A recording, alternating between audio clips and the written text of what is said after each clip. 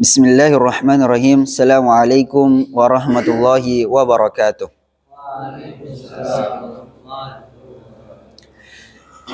Innal hamdalillah nahmaduhu wa nasta'inuhu wa nastaghfiruh wa na'udzu billahi min shururi anfusina wa min sayyiati a'malina. May yahdihillahu fala mudhillalah wa may yudlilhu fala hadiyalah. Asyhadu an la ilaha illallah wa asyhadu anna Muhammadan 'abduhu wa rasuluh la nabiyya wa la rasula ba'dah amma ba'd. Pada kesempatan kali ini kita akan melanjutkan materi mengenai zuhud, qanaah dan tidak meminta-minta. Hadis kedua. An Abi Hurairah radhiyallahu anhu qala Rasulullah sallallahu alaihi wasallam man sa'alan nas takassuran fa innama yas'alu jamran falyastakilla aw liyastaksin, yang artinya dari Abu Hurairah radhiyallahu anhu berkata bahwa Rasulullah sallallahu alaihi wasallam bersabda, barang siapa yang meminta-minta dengan tujuan supaya hartanya bertambah, maka dia sebenarnya meminta-minta api neraka. Jadi sesuai dengan kehendak orang itu, apakah ia meminta sedikit atau banyak. Hadis riwayat Muslim. Dalam hadis ke-1 terdapat ancaman bahwa bantuan dan pertolongan Allah akan diberikan untuknya. Karena dalam hadis itu ada kalimat meminta-minta untuk memenuhi kebutuhan. Tetapi dalam hadis ini terdapat perkataan meminta-minta untuk menambahkan harta. Karena itu ancaman di dalam hadis ini lebih keras, yaitu dia seperti sedang mengumpulkan api neraka jahanam. Jadi tergantung kita berapa banyak bara api itu yang hendak dikumpulkan. Suatu ketika Umar radhiyallahu anhu berkata kepada Rasulullah sallallahu alaihi wasallam bahwa si fulan dan si fulan, dua orang itu telah memuji Rasulullah sallallahu alaihi wasallam karena mereka menerima 2 dinar dari Rasulullah. Maka Rasulullah sallallahu alaihi wasallam menjawab, tetapi si fulan yang telah aku berikan 10 hingga 100 dinar tidak berbuat demikian. Kemudian Rasulullah sallallahu alaihi wasallam bersabda, ada sebagian orang yang meminta-minta kepada aku dan aku memberinya kepada mereka. Mereka pun membawanya ke rumahnya dengan mengapitnya di bawah ketiak mereka, tetapi sebenarnya mereka membawa api neraka. Umar radhiyallahu anhu bertanya, "Ya Rasulullah, mengapa engkau memberinya?" "Apa boleh buat?" jawab Rasulullah sallallahu alaihi wasallam. "Mereka tidak dapat mengelakkan diri dari meminta-minta, sedangkan Allah Subhanahu wa taala tidak menyukai sifat bakhil dariku." Dalam hadis lain terdapat perkataan sebagai berikut. Umar radhiyallahu anhu bertanya, "Ya Rasulullah, apabila engkau mengetahui bahwa apa yang diterimanya itu adalah api neraka, mengapa engkau memberi kepada mereka?" Maka Rasulullah sallallahu alaihi wasallam menjawab, "Apa boleh buat? Mereka tidak dapat berhenti dari meminta-minta dan Allah Subhanahu wa taala tidak menyukai sifat bakhil dariku." Qabaisah radhiyallahu anha berkata bahwa ia telah menanggung suatu jaminan sehingga terpaksa membayar ganti rugi. Maka ia pun menjumpai Rasulullah sallallahu alaihi wasallam untuk meminta bantuan darinya. Rasulullah sallallahu alaihi wasallam menyuruhnya menunggu hingga diterima sedekah dari beberapa orang. Kemudian Rasulullah sallallahu alaihi wasallam bersabda, "Wahai Qabisah, hanya 3 jenis orang saja yang dibenarkan meminta-minta. Pertama, orang yang telah mengambil tanggung jawab dengan mengikut sertakan jaminan bagi suatu hal, dia dibenarkan sekadar untuk memenuhi tanggung jawab itu. Setelah tanggung jawabnya diselesaikan, maka dia harus berhenti dari meminta-minta, sebab sudah tidak berhak lagi. Kedua, orang yang mendapatkan kemalangan sehingga hilanglah semua harta bendanya, maka dia dibenarkan meminta-minta sekedar untuk memenuhi kebutuhan hidup. Ketiga, orang yang menderita kelaparan, sehingga 3 orang dari kaumnya telah mengatakan bahwa dia sedang menderita kelaparan, maka dia pun dibenarkan untuk meminta-minta sekedar untuk memenuhi kebutuhan hidup. Selain 3 jenis orang itu, siapa saja yang meminta-minta, maka dia makan makanan haram. Dalam hadis lain dinyatakan bahwa 2 jenis manusia tidak dibenarkan meminta-minta. Pertama, orang yang kaya, dan kedua, orang yang kuat dan sehat, orang yang mampu mencari nafkah. Akan tetapi siapa yang menderita kelaparan sehingga hampir binasa atau memiliki hutang yang terlalu banyak, maka dia dibenarkan untuk meminta-minta. Dan siapa yang meminta-minta untuk menambah hartanya, pada hari kiamat akan bangkit dengan wajah penuh luka dan dia memakan api neraka jahanam. Jadi tergantung kepada siapa yang meminta-minta, baik banyak maupun sedikit. Dalam hadis lain dinyatakan bahwa perbuatan meminta-minta akan meminta-minta dalam keadaan terpaksa. Dalam hadis lain diriwayatkan bahwa ada orang yang terus-menerus meminta-minta sehingga pada hari kiamat tidak ada sedikit pun daging di wajahnya. Mas'ud bin Amr radhiyallahu anhu berkata bahwa suatu ketika jenazah seorang dibawa ke hadapan Rasulullah sallallahu alaihi wasallam agar disalatkan. Rasulullah sallallahu alaihi wasallam bertanya, apakah ada yang dia tinggalkan sebagai waris? Orang-orang memberitahu bahwa dia telah meninggal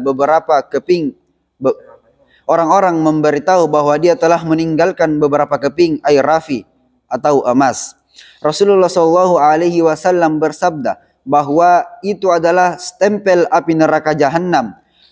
Perawi mengatakan bahwa beliau telah bertanya kepada seorang budak milik Abu Bakar radhiyallahu anhu, yaitu Ibnu Qasim radhiyallahu anhu, mengenai hadis ini, dan diketahui bahwa orang yang meninggal itu biasa meminta-minta agar hartanya bertambah.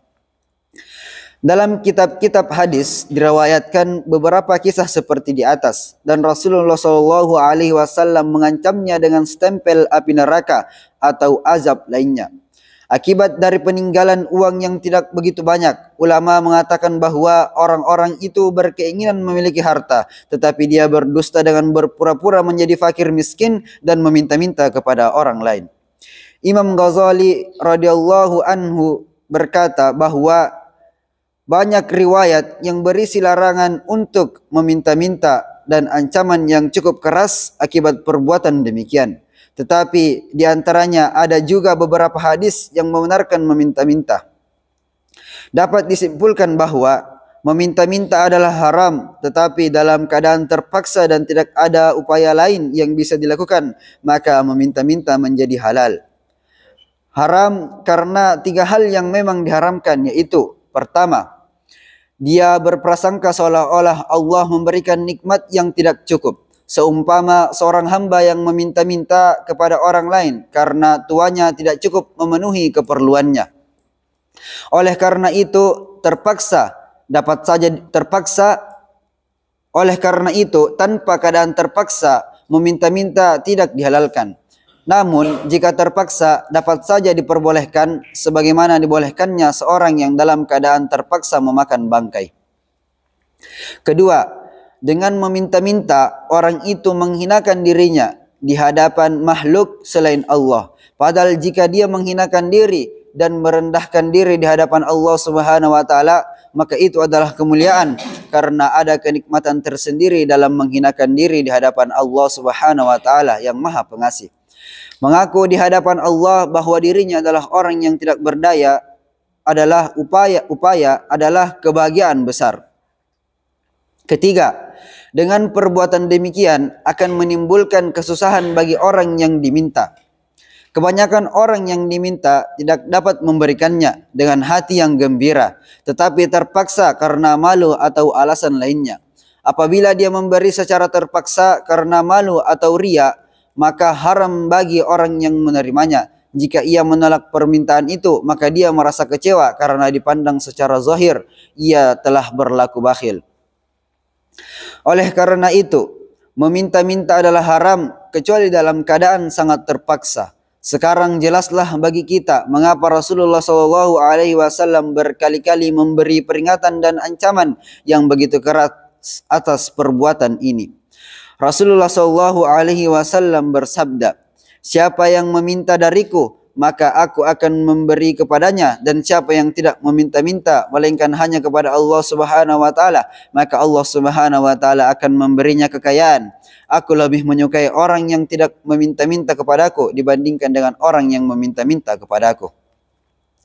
Dalam hadis lain, Rasulullah sallallahu alaihi wasallam bersabda, berpeganganlah dengan sifat istighna, perasaan tidak berhajat kepada orang. Dengan semakin jarang meminta kepada orang, akan semakin baik bagimu. Suatu ketika setelah maghrib, Umar radhiyallahu anhu melihat seorang pengemis meminta kepada seseorang, maka ia menyuruh orang itu untuk memberinya makan. Orang itu segera mematuhi perintah khalifah. Setelah itu sekali lagi Umar radhiyallahu anhu mendengar pengemis itu meminta-minta, maka Umar radhiyallahu anhu memanggil orang yang telah ia suruh untuk memberi makan kepada pengemis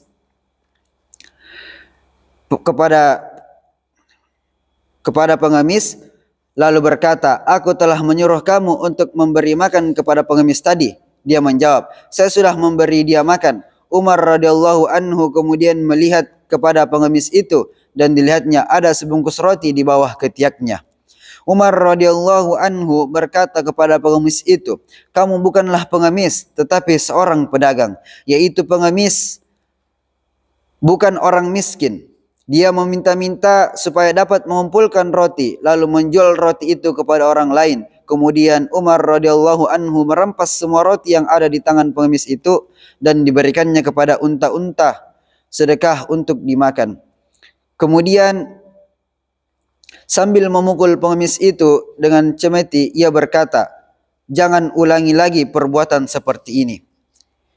Imam Ghazali radhiyallahu anhu berkata bahwa jika sekiranya meminta-minta itu tidak haram, maka Umar radhiyallahu anhu tidak akan memukul pengemis itu dan juga tidak akan merampas roti daripadanya. Sebagian orang menentang perbuatan Umar radhiyallahu anhu itu. Mereka berpendapat bahwa khalifah boleh memukul pengemis itu untuk pelajaran, tetapi tidak boleh merampas roti miliknya. Mengambil harta milik orang lain tidak dibenarkan oleh syariah dan merupakan kezaliman. Tetapi orang yang menentang itu sebenarnya tidak mengetahui hakikat yang sebenarnya. Siapa yang dapat menandingi Umar radhiyallahu anhu dari segi kepahaman syariah Islam? Bolehkah kita beranggapan bahwa ia tidak mengetahui hukum syariah? Atau bolehkah kita beranggapan bahwa ia karena terlalu marah sehingga melakukan kezaliman? Walaupun ia telah memahami hukum syariah, jika begitu maka sudah tentu perbuatan merampas milik pengemis itu tidak dibenarkan oleh syariah. Akan tetapi hakikat sebenarnya ialah bahwa pengemis itu telah meminta-minta tanpa keadaan terpaksa dan orang-orang yang telah memberinya adalah korban penipuannya. Jadi barang-barang hasil penipuan itu adalah bukan miliknya. Sedangkan untuk mencari para pembeli yang telah ditipunya itu agar pemberiannya dapat dikembalikan adalah sulit. Apabila pemiliknya tidak ditemukan, maka benda itu dapat dianggap sebagai luqatah dan dimasukkan ke Baitul Mal. Karena itulah Umar radhiyallahu anhu memberikan roti itu kepada unta Baitul Mal. Apabila telah diketahui bahwa meminta-minta hanya dibenarkan dalam keadaan terpaksa karena suatu kebutuhan, maka harus kita pahami bahwa kebutuhan itu terdapat 4 peringkat. Peringkat pertama adalah idhtirar, yaitu kebutuhan yang vital. Kedua adalah kebutuhan besar tetapi kurang vital. Ketiga adalah kebutuhan biasa. Dan keempat adalah tidak ada kebutuhan.